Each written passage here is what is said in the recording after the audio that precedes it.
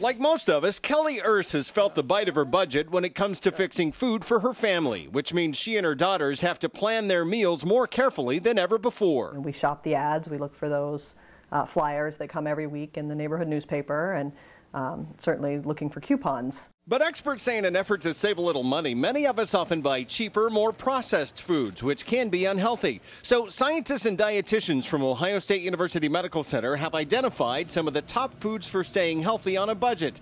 And it all starts with the tomato. Always cheap, no matter what time of year it is.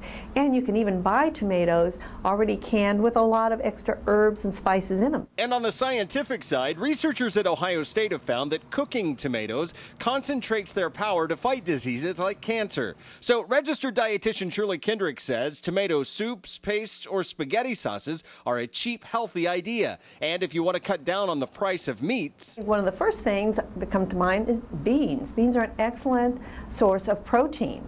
You know, and what's our highest cost item in the grocery store?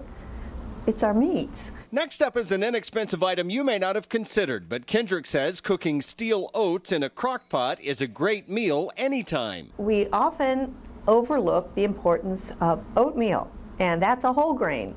One that we know will lower our cholesterol. And lastly, buy cheap dry pastas, even macaroni and cheese, to make the most of leftovers. So throw in that broccoli. Maybe you have some leftover meat, throw that in there, and you've got a great meal for not very much, and it doesn't take you very long. Kendrick says with a little planning, you can find foods that won't cost a fortune or cost you your health. At Ohio State University Medical Center, this is Clark Powell reporting.